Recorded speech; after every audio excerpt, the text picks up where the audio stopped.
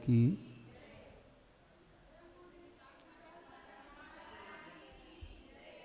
Class छेड़ाला है, लेकिन थोड़ा सा विषय ये परमात्मा सकल निकल परमात्मा का विषय अपने पास चल रहा है। तो ये जीव बनता कैसे है? हाँ, सकल निकल परमात्मा।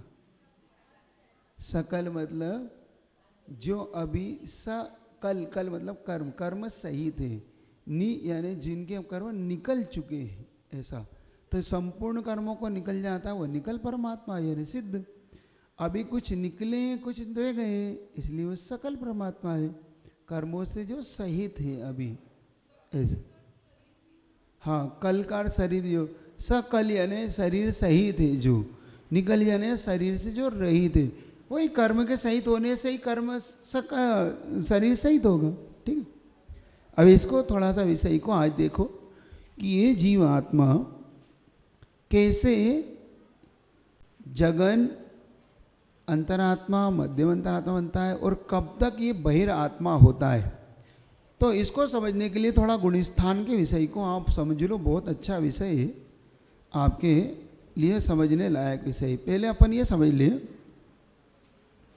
जैसे शरीर को बुखार को नापने के लिए थर्मामीटर होता है, वैसे ही अपने आत्मा के गुणों को नापने के लिए गुणस्थान होता है कि हम अभी कौन से गुणों से सहित हैं, हमारा गुणस्थान कौन सा है।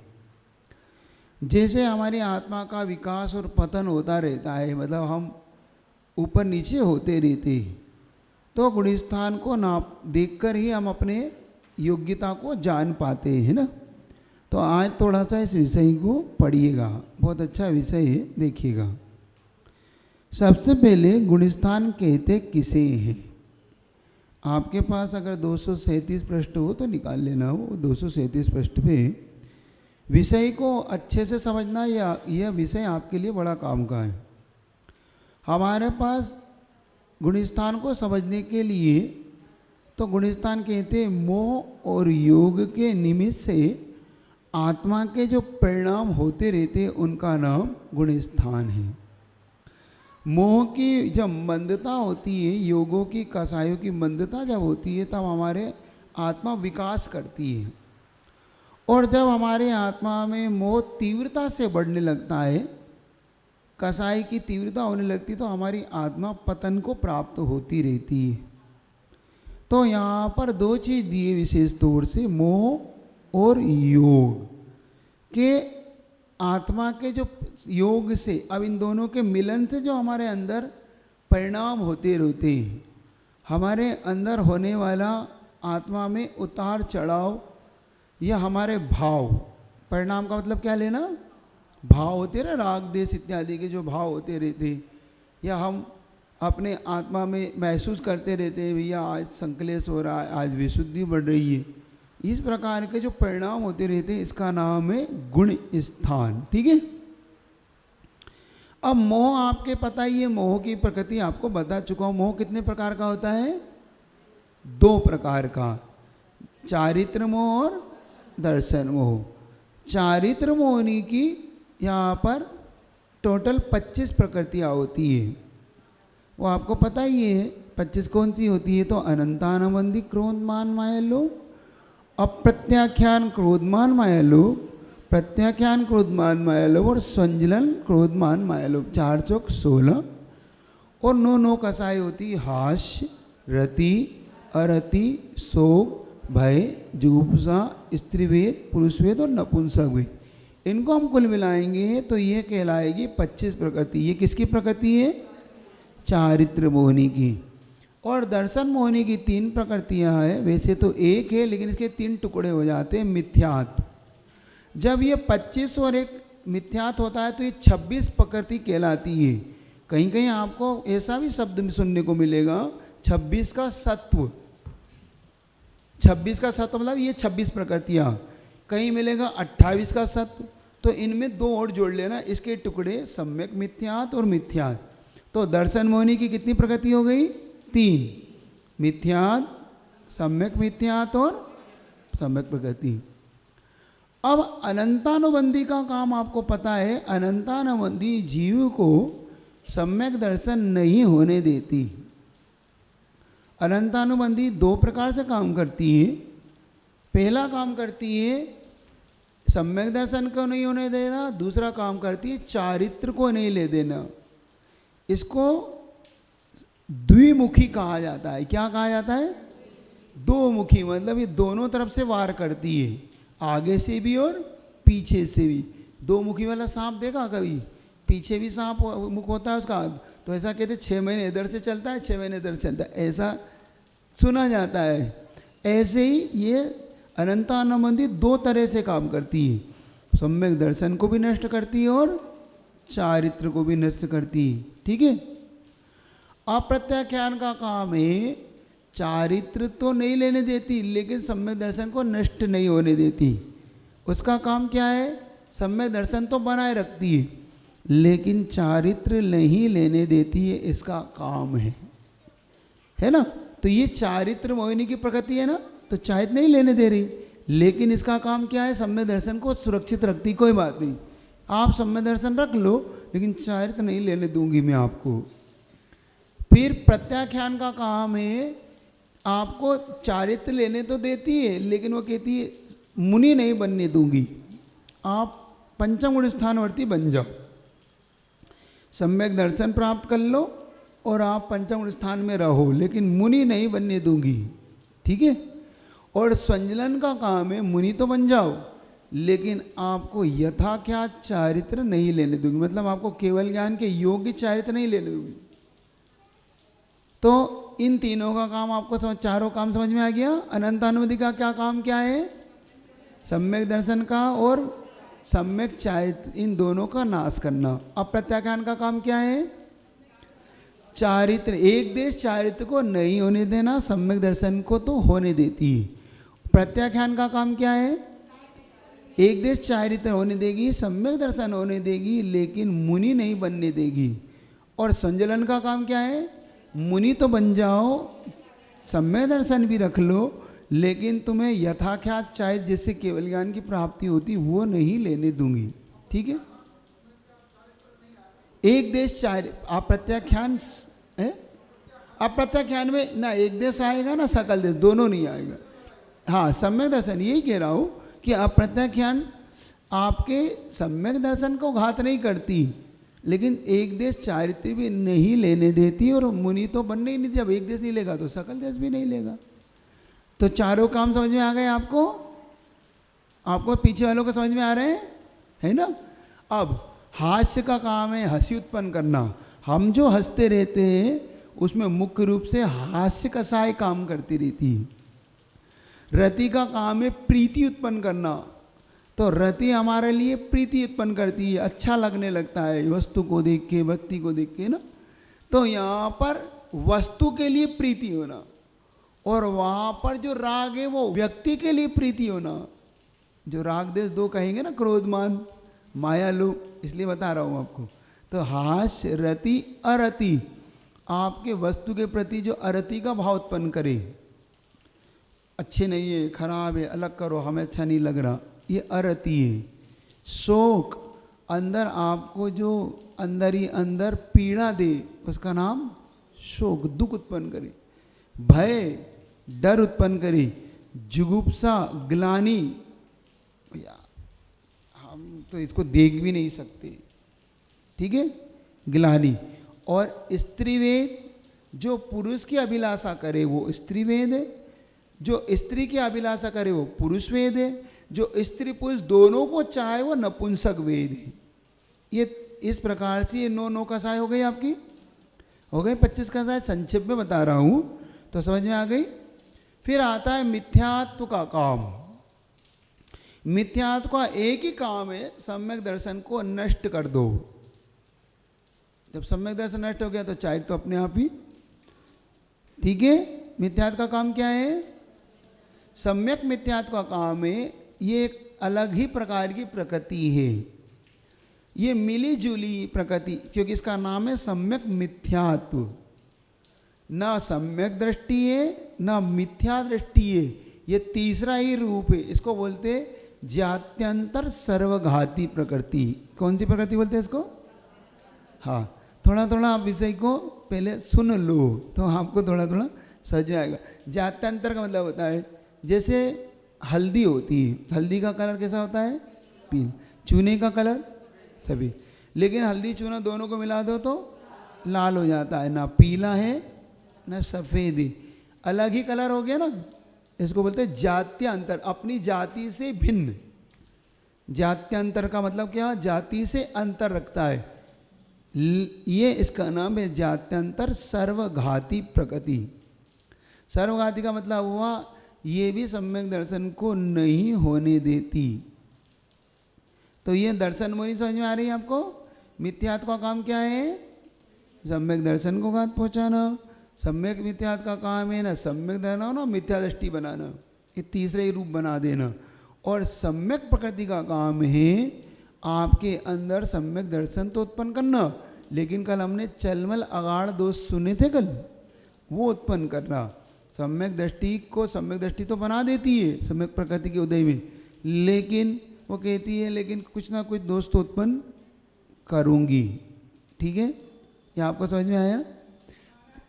ये हो गई मोहनी। आपका प्रश्न समझ में नहीं आया मुझे। सर्वघाती प्रकृति,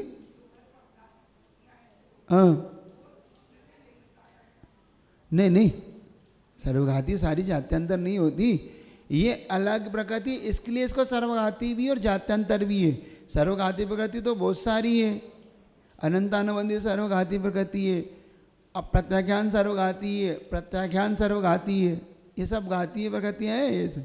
अब बता समय समय पे इसकी चर्चा आपसे करूँगा। ये हो गया मोह। अब मोह समझ में आ गया आपको? अब योग, योग आता है मन वचन काय, मन से वचन से और काय से योग। हम मन से कार्य करते हैं, वचन से करते हैं और काय से करते हैं, इन तीनों से करना योग कहलाता है। हम ना मन से सोचते हैं, वचनों से बोलते हैं, काय से करते रहते हैं, तो इसका नाम मन वचन काय। तो मोह और योग के दोनों के मिलने पर हमारी आत्मा में कुछ ना कुछ परिणाम उत्पन्न होता रहता है, अच्छा बुरा, विशुद्धि बढ़ती है, संकलेश बढ़ता रहता है, घटता रहता है। इसी को बोलते हैं गुण स्थान। अब गुण स्थान समझ में आ गया आपको? और किसी को प्रश्न तो नहीं है? कुछ पूछते चलना थोड़ा थोड़ा, तभी आपको समझ में आएगा, गौर से सुनते रहना। तो मोह और योग के निमित्त से आत्मा में जो उथल पुथल होती रहती है उसका नाम है गुण स्थान। हमारा गुण स्थान हमेशा कोई ना कोई बना रहेगा। ये भी याद रखना, संसार में जब तक जीव है, चाहे वो एक इंद्रिय हो चाहे वो अरहंत परमेष्टि हो, सभी का कोई ना कोई गुण स्थान मिलेगा। संसार से मुक्त का जीव का ही कोई गुण स्थान नहीं मिलेगा। बस एक जीव मुक्ति ही है जिनका कोई गुण स्थान नहीं है। तो पारिशेष न्याय से अपने आप सिद्ध हो गया कि शेष के गुण स्थान है। अब किनका कौन सा गुण स्थान है आपको समय समय पे बताता रहूँगा। फिर भी आपको एक संक्षेप में बता देता हूँ। एक इंद्री, दो इंद्री, तीन इंद्री, चार इंद्री और असंगी पंचेंद्री का मिथ्यात्व गुण स्थान ही है। असंगी पंचेंद्रियों में किसी का तिर्यंच में 1 से 5 तक होता है, देव में 1 से 4 तक होता है, नरकियों का 1 से 4 गुण स्थान तक होता है और मनुष्य में 1 से 14 गुण स्थान होते हैं। ठीक है, चारों गति के जीव समझ में आ गए। तिर्यंच में जो 1 इंद्रिय है, 2 इंद्रिय है, निगोदियाँ हैं, 3 इंद्रिय है, 4 इंद्रिय और 5 इंद्रिय में असंगी। ये नियम से मिथ्या दृष्टि ही होते हैं, ये लगा लेना। और जो संगी पंचेंद्रिय तिर्यंच है उनका गुणस्थान 1 से 5 तक होता है। संगी तिर्यंच में जो भोग भूमि के होते हैं उनका 1 से 4 तक होता है। ये आप नियम बनाना। देवगति में 1 से 4 गुणस्थान होता है, पहला भी, दूसरा भी, तीसरा भी, चौथा भी। नरगति में भी पहला, दूसरा, तीसरा, चौथा। बहुत सरल हो गया आपके लिए। अब हमको कहाँ ढूंढना है? तो मनुष्य में ढूंढना। 1 से 14 मनुष्य में ही होते हैं। कोई गति में नहीं होते। ये सामान्य से आपको विवक्षा यहाँ पे कर दी। अब चलिए, गुण गुणस्थान कितने होते हैं अपनी बुक में देख लीजिए तो आपको पता पड़ेगा कितने हैं। कल आपको ये 14 गुणस्थान याद करके लाना है। ये तो याद हो जाएंगे, बहुत सरल है। जिनको याद है वो उनकी परिभाषा याद कर लेना 14 की, कल पूछ लूँगा। और जिनको नहीं याद है वो गुणस्थान याद कर लेना। और जिनको गुणस्थान की परिभाषा भी याद है वो सारी प्रकृतियों की परिभाषा याद कर लेना।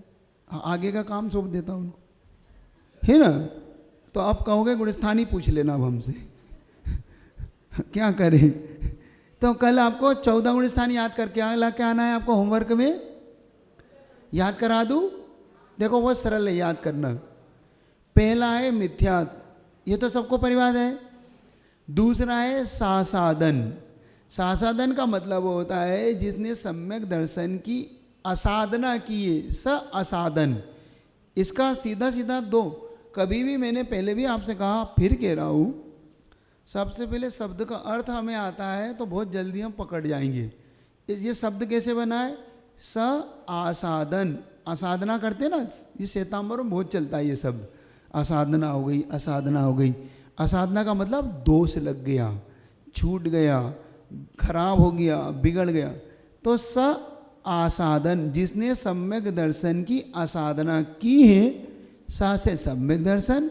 असाधना का मतलब जिसने सम्यक दर्शन को छोड़ दिया है, उसका नाम है सासाधन गुणस्थान। तीसरा है सम्यक मिथ्यात्व। सम्यक मिथ्यात्व बता दिया आपको, ना सम्यक दृष्टि है ना मिथ्या दृष्टि है, वो अलग प्रकार का ही है। इसका नाम है सम्यक मिथ्यात्व। सम्यक मिथ्यात्व के उदय से बनता है ये गुणस्थान, है ना। चौथा गुणस्थान है अव्रति सम्यक दृष्टि। जिसने व्रत तो नहीं लिए लेकिन श्रद्धा मजबूत रख ली है। तो 4 गुणस्थान जल्दी गिना दो। मिथ्यात्व, सासाधन, सम्यक मिथ्यात्व और हाँ। अब ये 4 तो याद करा दिए। अब पहले गुणस्थान की परिभाषा अपन पढ़ते हैं। वैसे गुणस्थान 5वां हो गया देशवृत्ति, 6ठा हो गया प्रमत्त सकल संयम, 7वां हो गया अप्रमत्त, 8वां हो गया अपूर्वकर्ण, 9 हो गया अनिवृत्तिकर्ण, 10वां हो गया सूक्ष्म सांप्राय, 11वां हो गया उपशांत मोह, 12वां हो गया क्षीण मोह, 13वां हो गया संयोग केवली, 14 हो गया अयोग केवली। ऐसे 14 गुणस्थान आपको देखने को मिलेंगे। ये विषय इसलिए भी आपका काम का है कि कम से कम आप अपना गुणस्थान तो पहचानो। हम कौन से गुणस्थान में हैं, हमारा गुणस्थान कौन सा है, हमारे कौन से परिणाम है। इससे आपको पकड़ में आ सकता है, आ जाए कोई नियम नहीं, आ सकता है। चलिए, पहला है मिथ्यात्व गुणस्थान। कौन सा गुणस्थान है? मिथ्यात्व। अब ये इसकी परिभाषा यहाँ पे देखिएगा। मिथ्यात्व प्रकृति के उदय से होने वाले तत्व का अश्रद्धा रूप परिणाम। किसके प्रकृति के उदय से हो रहा है ये? यहाँ पे विशेष तौर से मिथ्यात्व का उदय लाना, मतलब जो आपके मन में विपरीत धारणा बना रहा है। क्या धारणा बना रहा है? मतलब आपको उल्टा उल्टा ही दिखाता है, विपरीत विपरीत ही दिखाता है। चूँकि हम आपने मिथ्यात्व पढ़ लिए 5 प्रकार के, पढ़ लिए आपने। एकांत मिथ्यात्व, विपरीत, संशय, वैनिक और अज्ञान, ये पढ़ चुके ना अपन। तो इन 5 में से कोई एक का उदय हो जाए अपने पर, तो उसका नाम है मिथ्यात्व गुणस्थान। अतत्व क्या मतलब? जो 7 तत्व हैं हमारे, इनसे विपरीत अतत्व में जिसकी रुचि है। जैसे पुद्गल कोई जीव मान लिए, अतत्व हो गया। जीव को जीव का लक्षण नहीं पकड़ के पुद्गल कोई जीव मान रहा है, ये उसका अतत्व श्रद्धान है ना। ये 7 तत्वों का श्रद्धान विपरीत कर लिया उसने। उसने कहा जीव क्या होता है, क्योंकि यही तो जीव है जो दिख रहा है, ये जीव नहीं है, ये तो जीव को मिला हुआ शरीर है। जीव तो क्या है? ज्ञान दर्शन वाला जीव है। वो पुद्गल को जीव माना। जीव कहाँ गया? मर तो गया, अभी तो मरा, ये जीव तो मरा था। जीव नहीं मरा था, ये उसके आयु कर्म से वो उसका शरीर मरा, जो भी शरीर चल रहा था उसका आयुवन क्षीण हो गया, बस ये अतत्व। तो तत्व से विपरीत अतत्व होता है। जैसे उन्होंने उदाहरण दिया, जिसको बुखार आ जाता है, किसी व्यक्ति को बुखार आ गया तो उसको घी नहीं रुचता, मीठा नहीं रुचता, उसके मुंह में रखो तो कहता कड़वा कड़वा स्वाद आ रहा है, मीठा भी उसे कड़वा लगता है। ऐसे ही इस जीव को जब भगवान नहीं रुचते, इस जीव को जिणवाणी नहीं रुचती, इस जीव को गुरु नहीं रुचते, तो समझना ये अभी इसके ऊपर मिथ्यात्व का ज्वर चढ़ा हुआ है, इसे नहीं रुचेगा, है ना। मिथ्या दृष्टि जीव को धर्म वचन न सुहाए, के ऊँगे के लड़ पड़े के उठ के घर जाए। मिथ्या दृष्टि को नहीं रुचती बातें, वो आपसे कहता ही रहेगा, कहाँ समय खराब करते रहते थे, दोपहर में सोने के समय वहाँ जाते हो, पढ़ने चले जाते हो, अरे सो खाओ पियो ऐसा करो, ये तुम कहाँ गर्मी में फालतू चक्करों में पड़े हो। इनका तो काम ही है महाराज, तो फुर्सत में है, उनका तो काम ही है, तुम्हें और लपेट दिया उनने, तुम्हें और काम से लगा दिया है। कहते ये सब मिथ्या दृष्टियों के लक्षण हैं, ये है, समझ रहे हो बात को। तो अब मिथ्या दृष्टि दो प्रकार के होते हैं, एक होता है स्वस्थान मिथ्या दृष्टि, एक होता है सातिशय मिथ्या दृष्टि। पहला कौन सा है? स्वस्थान वो होता है जो कभी भी किसी भी कंडीशन में जिसे सम्यक दर्शन की कोई भी चीज़ नहीं भाती, जिसे अभी सम्यक दर्शन की अभी कोई भी संभावना नहीं है, ऐसा जीव स्वस्थान वाला कहलाता है। और सातिशय वो कहलाता है जो अब बहुत निकट है, जिसको हम भद्र मिथ्या दृष्टि कहते हैं। भद्र मिथ्या दृष्टि कहो, सातिशय मिथ्या दृष्टि कहो, विशुद्ध परिणाम वाला कहो, तीन कर्ण में ढला हुआ मिथ्या दृष्टि कहो, ये सब बिल्कुल सातिशय मिथ्या दृष्टि है। मतलब इनकी जीवन में अतिशय घटने ही वाला है। क्या अतिशय घटने वाला है? इनको सम्यक दर्शन रूपी रत्न मिलने वाला है। जीवन में अतिशय वो नहीं है जो चमत्कार दिखते, जीवन में अतिशय वो है जब सम्यक दर्शन की प्राप्ति होती है। अतिशय ये मानो धन्य है मेरा जीवन कि आज मुझे सम्यक दर्शन रूपी रत्न मिल गया, जिसको मैं अभी तक खो चुका था या मैं जिसकी प्राप्ति नहीं कर पा रहा था। ये अतिशय जीवन में, इसीलिए सातिशय स अतिशय से युक्त है जीवन। तो दो मिथ्या दृष्टि कौन कौन से हो गए? जल्दी बोल दो। स्वस्थान मिथ्या दृष्टि और सातिशय मिथ्या दृष्टि। स्वस्थान वाला कभी भी, जिसको कभी भी धर्म नहीं रुचता, देवसास गुरु के प्रति श्रद्धा नहीं, विपरीत ही चलता रहता है। एकांत मिथ्या दृष्टि आपको पता ही है, वो एकांत से अपनी धारणा एकांत ही रखता है। जैसे संसार नित्य है, अनित्य है, ब्रह्म स्वरूपी है, एक रूप ही है, दूसरा रूप नहीं है, ये एकांत मिथ्या दृष्टि संक्षेप में।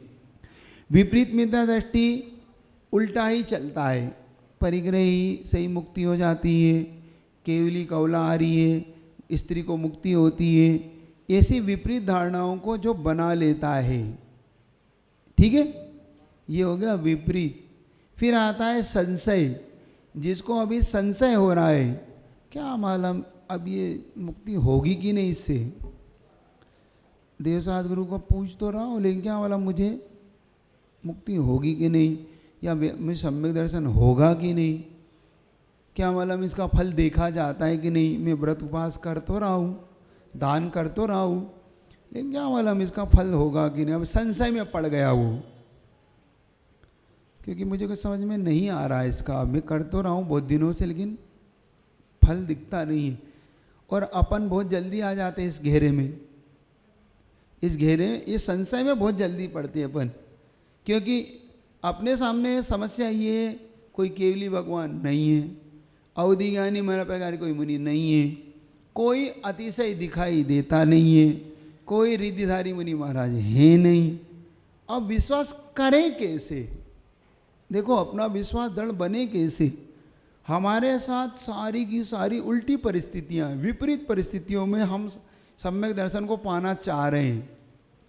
भाई पहले तीर्थंकर भगवान दिख गए, ओहो हाँ दिख गए बस भगवान यही, अब दिख गए, समोचन दिख गया, अब यहाँ कोई समोचन नहीं। पहले चारण ध्यान में जा रहे हैं ऊपर से, हाँ धर्म का प्रभाव, अब कोई धर्म का प्रभाव जीवन में दिख ही नहीं रहा है। अब करे कैसे? तो अपन उल्टी बुद्धि के संशय करने लग जाते हैं, हमारे जीवन में संशय उत्पन्न होने लग जाता है। अब मुझे लगता तो ये महाराज कहते तो ये, लेकिन अब थोड़ा सा विश्वास कम सा हो रहा है, अभी गले बात उतर नहीं। तो यही है संशय, संशय हो रहा है, डामाडोल हो रहा है, करूँ कि नहीं करूँ, होगा कि नहीं होगा, फिर भी चलो अब ठीक है देख लेता हूँ। ये संशय में फंसा हुआ है अभी।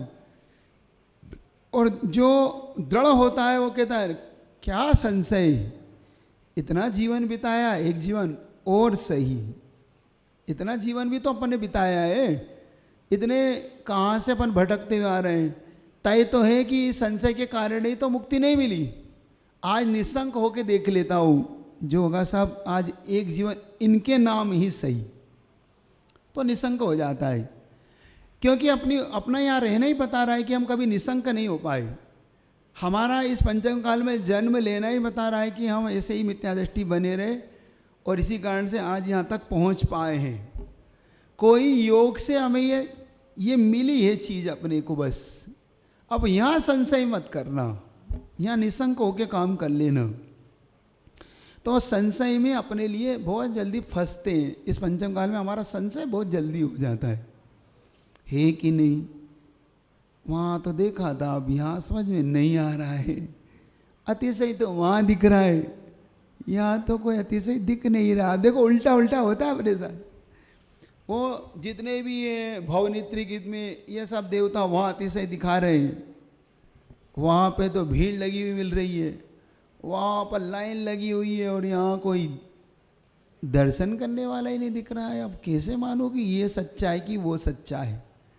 क्योंकि अपन क्या है, जहाँ मेजॉरिटी होती है, जहाँ भीड़ होती है, वहाँ जल्दी आस्था बन जाती है, और जहाँ भीड़ नहीं होता हो पता नहीं, अब भीड़ तो वहाँ है, चीज़ ये है, क्या मालूम क्या है, दान दूँ कि नहीं दूँ, व्रत लूँ कि नहीं लूँ, प्रतिमा लूँ कि नहीं लूँ, क्या मालूम प्रतिमा का फल दिखेगा कि अभी तो इससे कष्ट और दिख रहा है।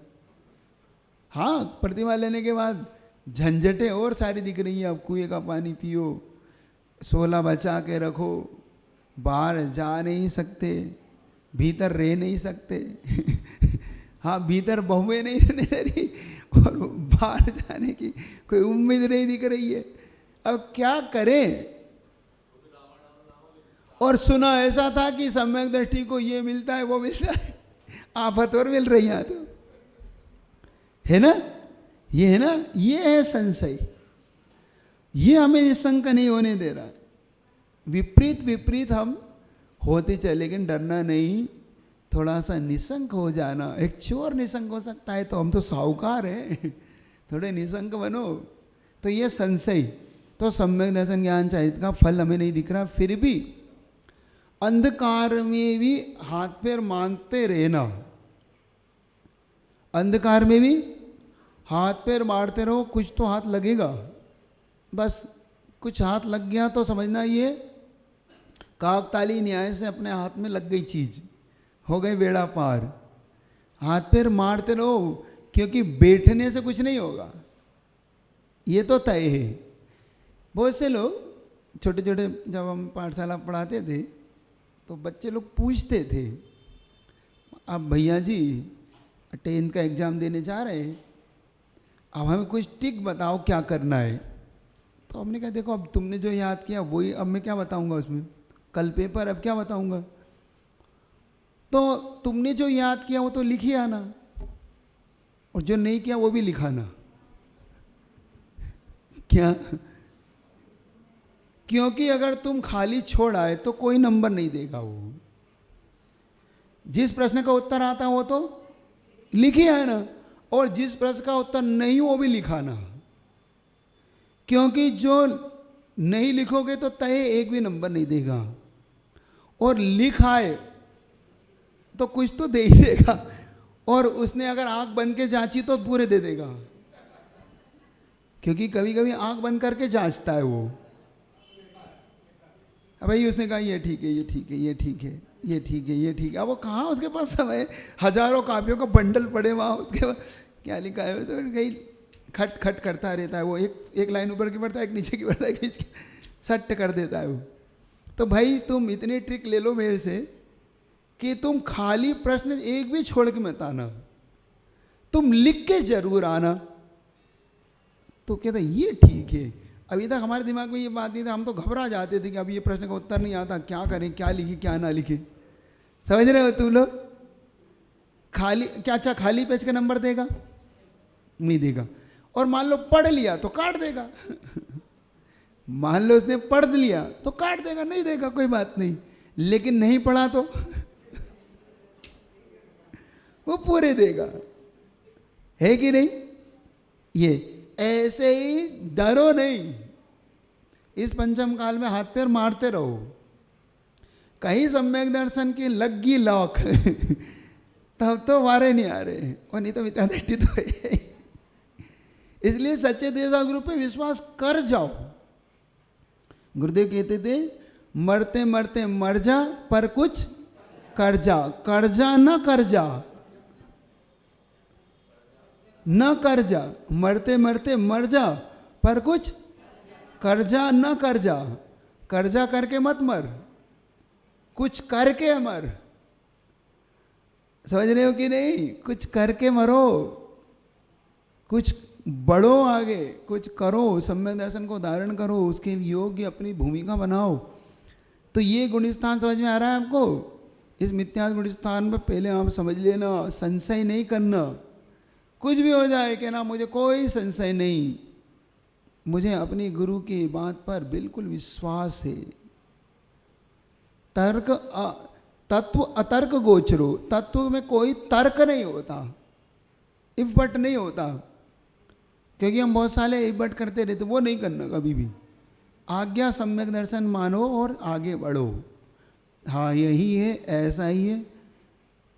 जिनोदितम सूक्ष्मम जिनोदितम तत्वम हेतुर्भेव न हन्यते, आज्ञा तत्वम तो सिद्धम न अन्यथा वादिनो जिना। सूक्ष्म तत्व है जिनोदितम, जिन भगवान के द्वारा काया तत्व सूक्ष्म है। सूक्ष्मम जिनोदितम तत्वम हेतुर्भेव न हन्यते, हेतु के द्वारा उसका हनन नहीं हो सकता। तुम तर्क दो, हेतु दो, इनसे तत्व समाप्त नहीं हो सकता। आज्ञा तत्वम तो सिद्धम, वो आज्ञा सिद्ध है, वो तो आज्ञा के द्वारा कहा है सो मान लो, क्योंकि अन्यथा वादिनो जिना, कभी नान्यथा वेनियो, हमारे भगवान अन्यथा नहीं बोलते। बस क्या भगवान अन्यथा, बस इतना सा, बस अपनी दृढ़ता में इतनी सी पक्की बात बैठ जाए। वैनिक नहीं बनना, वैनिक सबको मानो, सर्वधर्म सब संभाव, वैनिक नहीं बनना। जो सच्चा है उसे मानो। मैं ये नहीं कह रहा तुम जैन को मानो अजैन को मानो, मेरा ये विषय नहीं, मेरा विषय है जो सच्चा है उसे मानो।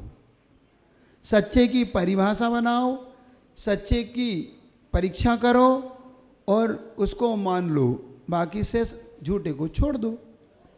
तो वैनिक मिथ्या दृष्टि क्या करता है?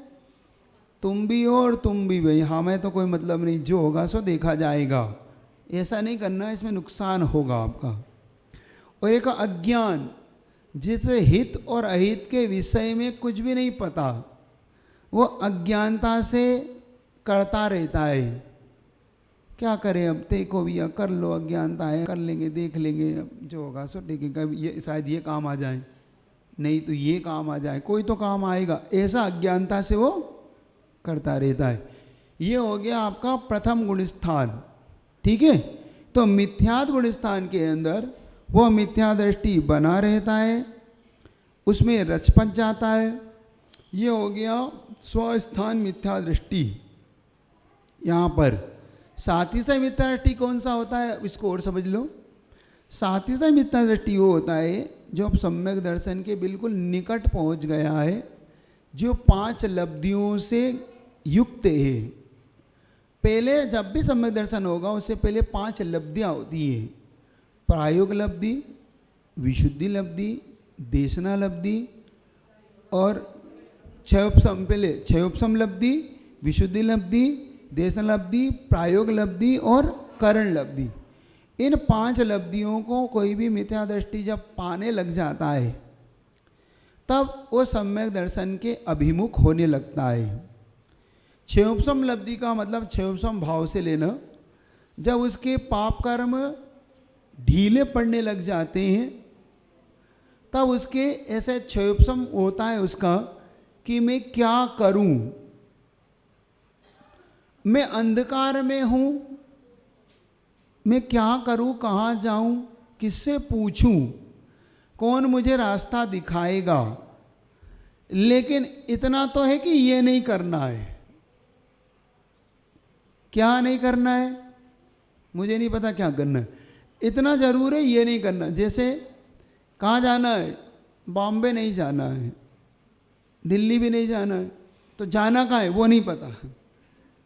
नहीं जाना है वो पता है मुझे, लेकिन जाना कहाँ है मुझे नहीं पता। वो कोई बताए मुझे रास्ता तो मैं जाऊं। तो ये जब क्षयोपशम उसका भाव उत्पन्न होता है तो पाप कर्म का अनुभाग अनंत गुणा, असंख्यात गुणाहीन होके बंधने लग जाता है उसके जीवन में। लेकिन अभी उसको ये नहीं पता कि क्या करना है। ये हो गए उसका क्षयोपशम। मतलब उसके अंदर ये क्षयोपशम तो आने लगा कि कुछ इससे अलग है, ये देवशास्त्र गुरु ये नहीं है, अब कौन है मुझे नहीं पता, इनसे कल्याण नहीं होगा, इतना तो मुझे पता पड़ गया। समझ में आ गया? फिर होती है विशुद्धि लब्धि। जब उसकी ऐसी विशुद्धि बढ़ने लग जाती है अंदर से, जब खोजने लग जाता है ना, तो अंदर से कुछ ऐसी उपलब्धि होती है व्यक्ति के, बहुत उपलब्धि, उसकी विशुद्धि बढ़ती है। जब विशुद्धि बढ़ती है उसकी, तब वो खोज करता है, पूछता है क्या करूं, कहाँ जाऊं। तो इसकी विशुद्धि लब्धि से बढ़ती है, तो इसमें पाप प्रकृतियों की अनुभाग घटता है और पुण्य प्रकृतियों का असंख्यात गुण वृद्धि को लेके बढ़ता है। पाप प्रकृति घट रहा था, पुण्य का बढ़ रहा था। अब उसे कुछ कुछ प्रकाश दिखता है कि अब मैं ये करना है तो मैं किससे पूछूं। अब ये पूछता है कि अब ये बताएगा कौन। समझ में तो आ रहा है कि ये मार्ग तो है, लेकिन ये सच्चा है झूठा है इसका कोई बता तो दे मुझे। तो अपने अंदर वो देशना लब्धि को प्राप्त करने की पुरुषार्थ करता है कि कोई मुझे बताए। देशना का मतलब होता है जो आगम से युक्त आचार हैं, उपाध्याय हैं, साधु हैं, जो जिनवाणी के मर्म को जानते हैं, ऐसे व्यक्तियों की खोज करता है और उनकी देशना यानी आपको दी, जैसे प्रवचन होते ना, ये भी एक देशना लब्धि है। आप पुस्तक को पढ़ के भी समझ जाते हैं, आप देख के भी समझ जाते हैं। तो ये देशना लब्धि मुख्य रूप से यहाँ पे लेना जो आपको उपदेश से मिलती है, पर उपदेश जो मिलती है उसका नाम देशना। तो यहाँ पर देशना से वो प्राप्त करता है। फिर उसे मार्ग बताते हैं, देखो ऐसा नहीं छोड़ना, ये नहीं करना, कुदेव देवताओं को छोड़ देना, सच्चे धर्म का पालन करना। अब उसे लगता है कि हाँ बात अब ठीक है, जम गई। अब यहाँ पर आता है प्रायोग लब्धि में। ये संक्षेप है, ये बहुत इसके विस्तार से बहुत लंबा चौड़ा है, ये कुछ भी नहीं बता रहा हूँ मैं आपको, सिर्फ एक एक लाइन इसलिए बता रहा हूँ कि ताकि आपके दिमाग में ये बैठ जाए कि ये चीज़ क्या है। फिर आती है उसकी प्रायोग लब्धि। यहाँ पर आके इन 4 लब्धियों में आके वो आगे का रास्ता उसके लिए अब खुलने लग जाता है। यहाँ पर वो कर्मों को जो अभी तक बांध रहा था वो अंतः कोड़ा कोड़ी के अंदर बांधने लग जाता है। अंतः कोड़ा कोड़ी मतलब करोड़ के अंदर, करोड़ का गुणा करो, उसके अंदर संख्यात गुणाहीन बांधने लग जाता है कर्मों की स्थिति को। स्थिति बन गई काल को, समय को। यहाँ पर कर्मों को घटा लेता है अब यहाँ पर, और एक और कार्य करता है, 34 बंधा सर्प करता है, जिसमें 43 प्रकृति के बंध को रोक देता है। उसका नाम है बंधा सर्पण। इन प्रकृतियों को रोक देता है। यहाँ पर भव्य और अभव्य दोनों यहाँ तक एक साथ आ जाते हैं। भव्य भी आ जाता है, अभव्य भी यहाँ तक आ जाता है, दोनों यहाँ तक। अब यहाँ से अभव्य का स्टॉप हो जाता है, क्योंकि अभव्य को अब सम्यक दर्शन की प्राप्ति की योग्यता उसमें नहीं है, तो वो छूट जाएगा। यहाँ से भव्य जीव आगे बढ़ेगा, और जो भव्य बढ़ेगा वही सातिशय मिथ्या दृष्टि है। आ गया सातिशय मिथ्या दृष्टि कौन है? यही जीव है सातिशय मिथ्या दृष्टि, जो अब सम्यक दर्शन की योग्यता के लिए आगे बढ़ेगा। तब वो पंचम लब्धि में पहुंचता है, उसका नाम है करण लब्धि। कौन सी लब्धि है? इसके तीन भेद होते हैं, अधाकरण, अपूर्वकरण और अनिवृत्तिकरण। अधाकरण में वो इसका काल बहुत बढ़ के है, सबसे बड़ा काल है इसका समय। तो अधाकरण में यह जीव कुछ ऐसे कार्यों को करने लग जाता है जैसे कि विशुद्धि बढ़ने लग गई और तीव्रता से बढ़ने लग गई।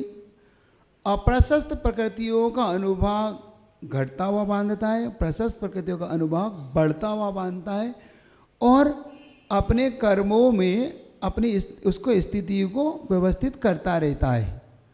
अधा पर्वकरण, यह अधा पर्वकरण, इसका वैसे कहते हैं, इसको समझने के लिए समसमयवर्ती और भिन्न समयवर्ती जीव समान परिणाम और असमान परिणाम वाले होते हैं। थोड़ा इसको ऐसा समझना, थोड़ा विषय थोड़ा सा आपके समझ के आएगा, अब आएगा, धीरे धीरे आएगा। जैसे कि आप 5 लोग हैं, 5 लोग एक साथ पहुंच गए, पांचों ने एक साथ चलना शुरू किया, तो एक व्यक्ति आपसे पीछे छूट गया, एक व्यक्ति आगे निकल गया, और 3 व्यक्ति एक साथ चल रहे हैं। तो समसमयवर्ती एक साथ चले थे, लेकिन एक आगे निकल गया, एक पीछे रह गया, और 3 एक साथ चल रहे हैं। ये समसमयवर्ती है, लेकिन रिजल्ट तीनों के अब अलग अलग आएंगे। एक का आखिरी में आएगा, एक का पहले आएगा, और बीच वालों का बीच में आएगा। तो समसमयवर्ती ये हो गया, और समान परिणाम और असमान परिणाम, जैसे एक पीछे रह गया, एक आगे बढ़ गया, 3 बीच में रह गए, ये हो गए भिन्न परिणाम वाले। तो जो 3 थे समसमयवर्ती और समान परिणाम वाले, तीनों का रिजल्ट एक जैसा है, तीनों एक साथ पहुंचेंगे। समसमयवर्ती और भिन्न परिणाम वाले, पहला आगे पीछे हो गया, ये भिन्न परिणाम, समझ गए? और भिन्न समयवर्ती और सम परिणाम और भिन्न परिणाम। अब 5 जो आगे बढ़े थे 1 घंटे पहले, उनके पीछे 1 घंटे बाद फिर 5 निकले, या 5 मिनट बाद निकले। 5 मिनट बाद जो 5 निकले, उसमें से एक ने उन एक को पहले वाले को पकड़ लिया, इतनी तेज चला वो। तो भिन्न समयवर्ती और समान परिणाम आ गया, आ गया आप समझ? भिन्न समय में निकला, समय तो भिन्न था, लेकिन परिणाम उसका रिजल्ट एक जैसा हो गया, दोनों एक हो गए। और भिन्न समयवर्ती और भिन्न परिणाम, ये चारों इनसे मिले ही नहीं, वो आगे निकल गए, ये पीछे रह गए। तो भिन्न समयवर्ती और भिन्न परिणाम, ये शब्द पकड़ लेना। समसमयवर्ती एक साथ निकले, उनको बोलते हैं समान सम समय, मतलब एक साथ निकल रहे हैं अपन, 5 एक साथ चल रहे हैं। ये कौन सा परिणाम, कौन सा समयवर्ती है? ये समसमयवर्ती और भिन्न परिणाम का क्या मतलब हुआ? जो आगे निकल गया, पीछे रह गया, ये भिन्न परिणाम, असमान परिणाम। और समान परिणाम का मतलब जो तीनों एक साथ हैं, आ गई। भिन्न समयवर्ती का मतलब क्या हुआ? जो 5 मिनट बाद निकले, पहले तो 5 लोग निकल गए थे 5 मिनट पहले, और 5 लोग बाद में निकले, इनके 5 मिनट बाद, वो क्या है? भिन्न समयवर्ती। इनके समान परिणाम क्या है? जो पहले वाले से मिल गए। ठीक है, अब थोड़ा सा विषय समझ में आ रहा है, धीरे धीरे समझ लेना। बस इनसे ही आपको आधा पदकरण समझना है, घर में बैठ के आज यही काम करना है। समसमयवर्ती, भिन्न समयवर्ती, समान परिणाम और भिन्न परिणाम, 4 चीज याद रखना है। क्या याद रखना है? समसमयवर्ती, भिन्न समयवर्ती, समान परिणाम, भिन्न परिणाम, ऐसा कर लो, इससे समझ में आ जाएगा। आपके घर में 4 बेटे हैं, 2 बेटों ने 10th की एग्जाम दी मान लो, उनके रिजल्ट एक जैसे आ गए, दोनों के 95% बने, तो समसमयवर्ती हो गए क्योंकि एक ही क्लास में थे और समान परिणाम हो गए, एक 95% आए। एक बेटे का रिजल्ट 95% आया, एक का 99% आया, समान एक ही वर्ष में एग्जाम दी, लेकिन उनके परिणाम रिजल्ट अब आ गया आपको, अब तो याद रहेगा।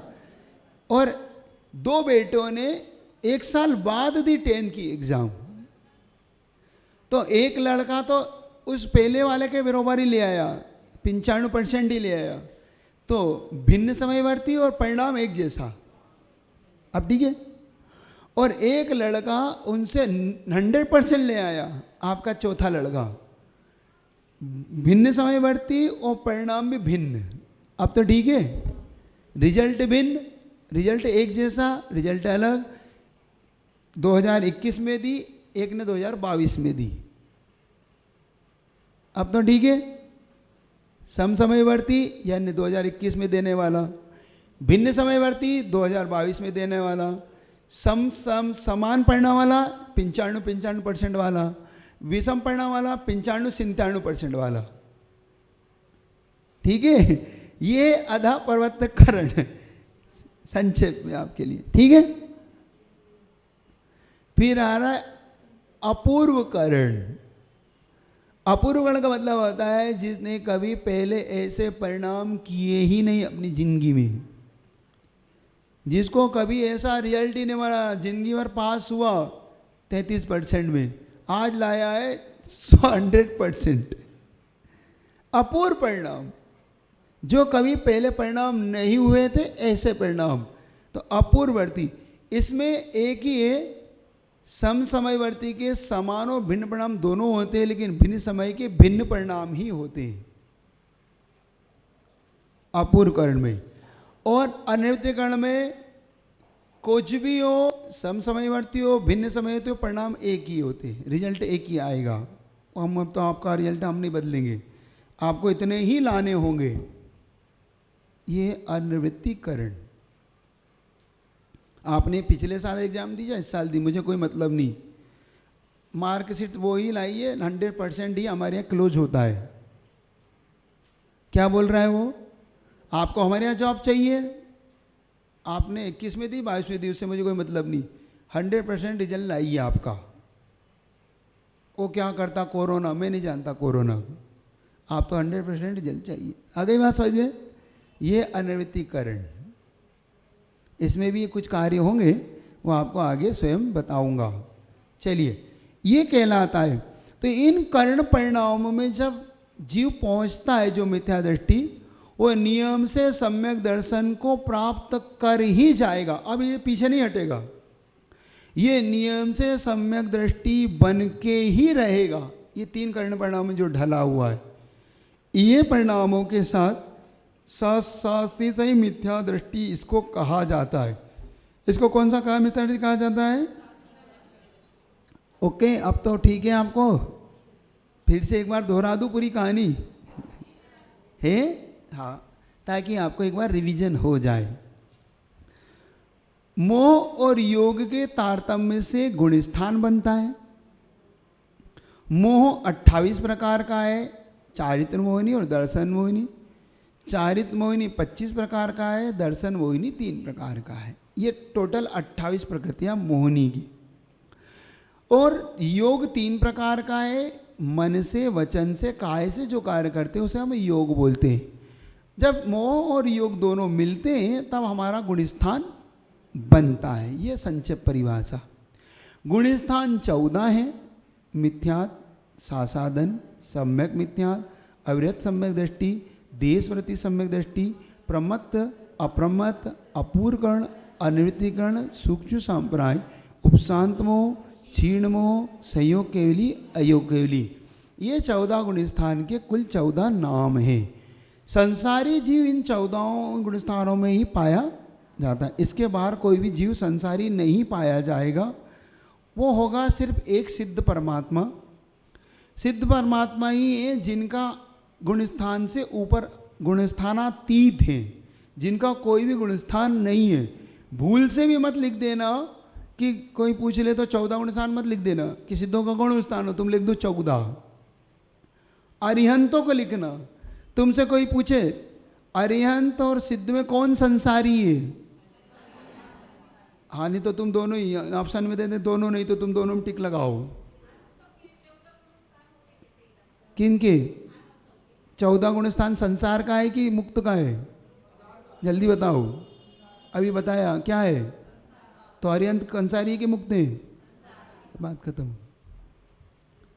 क्योंकि यूं बोलने से समझ में नहीं आएगा, यूं पूछने से समझ में आएगा आपको। क्योंकि प्रश्न जब प्रति प्रश्न के रूप में आता है तो जल्दी दिमाग में बैठता है, क्योंकि उत्तर देने में आपको फिट नहीं होता। अब आपको फिट हो गया हाँ, समझ में आ गया, हो गया फिट आपको। अरिहंत संसारी की मुक्त है, बस सीधा सीधा सीधा है। इसमें एक भेद जरूर कर लेना, एक जीवन मुक्त होता है, एक संसार मुक्त होता है। तो अरिहंत जीवन मुक्त तो है, संसार मुक्त नहीं है, ये याद रखना। अरिहंत कौन से मुक्त है? जीवन मुक्त है, अभी संसार से मुक्त नहीं है। जीवन मुक्त क्यों कहा? जीवन मुक्त इसलिए कहा कि अब कभी इनका जन्म मरण नहीं होगा, अब ये पुनः जन्म नहीं लेंगे, अब अनंत काल के लिए ये मुक्त हो जाएंगे, इसलिए उनको जीवन मुक्त कहा। संसारी क्यों कहा? चूंकि अभी इनकी 4 अघातिया कर्म शेष हैं, और जब तक कर्म है तब तक संसारी हैं। एक प्रकृति भी अगर बाकी है तो संसारी हैं, इसलिए इनको संसारी कहा जाता है। इस प्रकार से ये आपके बाकी आपने ग्रहित मिथ्यात अग्रहित मिथ्यात के सारे भेद आपको पढ़ा दिए 6 डाला में मैंने। तो 6 डाले ही चल रही है, ये 6 डाले का विषय है, ये अलग से नहीं लेना, लेकिन थोड़ा सा आपकी रुचि इसमें भी थोड़ी प्रवेश हो जाए, इसलिए थोड़ा विषय को दे रहा हूँ। तो आपको समझ में आ गया? ये हो गया हमारा प्रथम गुण स्थान। इस प्रथम गुण स्थान में आपको पूरे भेद याद रखना है। मिथ्यात के कितने भेद हो गए? 5। एकांत, संशय, अज्ञान, वैनिक और विपरीत। ठीक है, ये आपके 5 मिथ्यात हो गए। जब हम उल्टे चलने लग जाएं, तत्व में अरुचि हो जाए, जैसे ज्वर वाले को, जैसे जिसको सांप काट ले उसे नीम मीठी लगने लगती है। अब देखो एक उल्टा दृष्टांत भी दे रहा हूँ, एक सीधा दृष्टांत दिया आपको।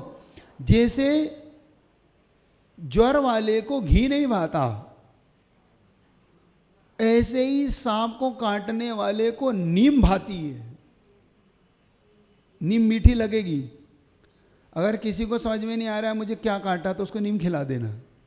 वो कैसी लग रही मीठी, तो कहना तेरे को सांप काटा। नहीं, जो पहले से नीम खाता उसको नहीं तो उसको तो अच्छी लगती है। लेकिन जिनको सांप काट ले उनके लिए नहीं, तुम घर किसी को खिला खिला के देखो, ऐसा नहीं। देखो अब इसमें दोनों दृष्टांत समझना। पहला तो उसको तत्व में अरुचि हो रही है, उसे तत्व सुनाया जा रहा तो नहीं बहन, लेकिन अतत्व में रुचि हो रही। तत्व में तो अरुचि हो रही थी, लेकिन अतत्व को सुनते हाँ ये है, मजा आ रहा था, ये हम आनंद है, ये है धर्म, तो ये है। क्योंकि उसे किसने काट लिया है? मिथ्यात्व ने। जो मिथ्यात्व का काटा हुआ है उसे अतत्व में रुचि जरूर होगी। ये विपरीत दृष्टांत, एक उल्टा हो एक सीधा। कि फिर महाराज तत्व में अरुचि है, तो फिर उसकी रुचि किस में होगी? अतत्व में। अतत्व में रुचि होने लगे तो समझो ये मिथ्यात्व का काटा हुआ प्राणी है। इसको अब इससे मत लड़ो, इसको मत समझाओ। अब ये आर्गुमेंट कितना ही करोगे ये नहीं मानेगा, ये सुनने को ही तैयार नहीं होता। कभी कभी आपके मन में बहुत पीड़ा होती है, आते हैं हमारे पास लोग, महाराज जी वो सुनते ही नहीं है पतिदेव महाराज, उल्टे ही चलते हैं वो। उनसे कहो यहाँ चलो तो कहते तुम वहाँ चलो। मैं कहती हूँ अरिहंत भगवान को यहाँ चलो तो कहती तुम रागी देव देवता कि वहाँ चलो, वहाँ चना चिड़न चढ़ाना, वहाँ तुम जानती नहीं हो कुछ नहीं, वो उल्टे ही चलते। तो समझ लेना ये मिथ्यात्व का काटा हुआ प्राणी है, इसे ना समझाओ। आपका भी सम्यक दर्शन छूट सकता है, याद रखना, क्योंकि वो आपको जबरन घसीटेगा। इसलिए भैया आप अपना कर लो, हम अपना कर लें, हाँ, विवाद नहीं करो, बस हाथ जोड़ो, पीछा जोड़ो। कभी भी मिथ्या दृष्टियों से बहस में नहीं पड़ना। एक बात ये अपने जीवन का सिद्धांत बनाना, दया उस पे ही करो जो दया का पात्र है। जो दया का पात्र नहीं है उसके हाल पे छोड़ दो, क्योंकि अभी अपने हाथ में नहीं है। अपन कर्ता मत बनो। हम कर्ता बनते हैं और हम पीड़ा भोगते हैं बाद में। क्या कहता, मैं सुनते नहीं, आप तुम करते रहो संगलेश, वो आनंद में, वो कहता मैं तो मस्त हूँ, तुम करो तुम्हें जितना करना है। और कभी कभी अपनी इसका विपरीत परिणाम भी देखा जाता है।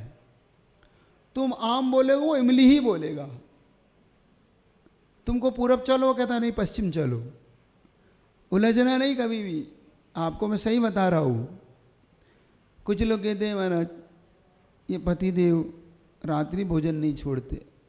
मैंने कहा ये मानो कि तुम्हें करने को नहीं कह रहे, एहसान मानो उनका।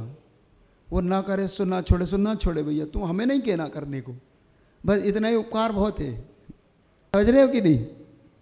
कभी कभी आप बहुत आ जाते हो रोते रोते, महाराज मैंने तो बहुत समझाया, आपकी इलाज सुन के गई थी। अबे मैंने तेरे को सुनाई थी, उसको सुनाई थी। भाई तुम्हें सुनाई थी तो तुम छोड़ दो, उनके चक्कर में मत पड़ो, क्योंकि अगर तुमने उसे छुड़ाया तो वो जिद पड़ेगा, तुम खाओ। बहुत ऐसे केस आते हैं यहाँ पे। महाराज जी वो पतिदेव जिद कर रहे, क्या हो गया? वो कहते पार्टी में चलना है, तुम रात्रि भोजन नहीं करती हो, ये नहीं करती हो। तो भैया मैंने तुमसे छोड़ने को तो नहीं कहा। अगर नहीं तुम मुझे नहीं चाहती हो तो तुम मुझे चाहते हो? मैं तुम्हें नहीं चाहती हूँ, तुम इसलिए नहीं चाहती हो कि मैं रात्रि भोजन नहीं करती, तो तुम मुझे चाहते हो? हाँ चाहता हूँ, तो तुम छोड़ दो। भाई तुमने मुझे क्या बोला कि तुम मुझे चाहती नहीं हो क्योंकि तुम रात्रि भोजन मेरे साथ नहीं करती हो, तो तुम मुझ तो चाहते हो मुझे, तो तुम रात्रि भोजन छोड़ दो मेरे लिए। और तुम नहीं छोड़ते हो तो तुम भी नहीं चाहते, तो मैं भी नहीं चाहती। मैं क्या करूं? मैं धर्म को चाहती हूं, तुम पाप को चाहते हो। अब मैं क्या किसको चाहूं? मैं तो धर्म को चाहूंगी। समझ में आ रही बात? तो एक बात लिख के जाना आज कि मिथ्या दृष्टियों से कभी भिड़ना नहीं, मिथ्या दृष्टियों से कभी उलझना नहीं। मिथ्या दृष्टि को जब थोड़ा सा उसका लगने लगे कि अब इसका थोड़ा मिथ्या अब थोड़ा कम हो रहा है, तब उसको कुछ ना कुछ फिर बताना, तो अपने आप मान्य। तो ये प्रथम गुण स्थान हुआ। कल दूसरा गुण स्थान की परिभाषा अपन पढ़ेंगे। ऐसे करके आपको ये 14 गुण स्थान बहुत अच्छे से पकड़ करना। इन पे ये पकड़ कर ली तो तुम सिद्धांत घन में प्रवेश करने की कुंजी मिल गई, तुम्हें चाबी मिल जाएगी। यहाँ से मिलेगी तुम्हें सिद्धांत की चाबियाँ। ठीक है, चलिए जिनवाणी के ज्ञान